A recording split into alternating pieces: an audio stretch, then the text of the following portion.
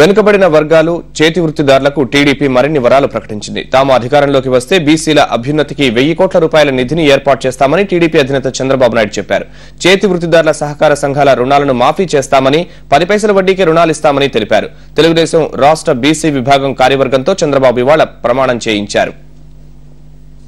ప్రధానమైన అజెండా 3 తీసుకున్నాను. 1 రైతులు, 2 వెనుకబడిన వర్గాలు, చేతి వృత్తులు, అదే మరి కుల వృత్తులు. అన్నింటికంటే నా మనసుకు దగ్గర ఉండేది ఈ వెనుకబడిన వర్గాలు, ఈ చేతి వృత్తులు చేసుకునే వాళ్ళు, కుల వృత్తులు చేసుకునే వాళ్ళు. ఎందుకంటే మీకు చాలా సమస్యలున్నాయి. ఇంకో పక్క పేద వర్గాలు. అందుకనే ఇంకోటి ఆలోచించాను. ఎవరైతే గవర్నమెంట్ దగ్గర అప్పులు తీసుకున్నారో, లేదంటే సహకార సంఘాలు అప్పులు తీసుకున్నారో, ఆ అప్పులన్నీ కూడా తెలుగుదేశం పార్టీ మాఫీ చేస్తామని చెప్పి మీకు తెలియజేస్తున్నాను. నేను చేసిన అప్పులు 5,000, 10,000.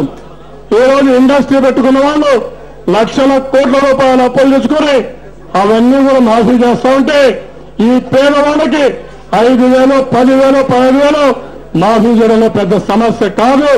ఈ సంపద మీది, ఈ కష్టం మీది.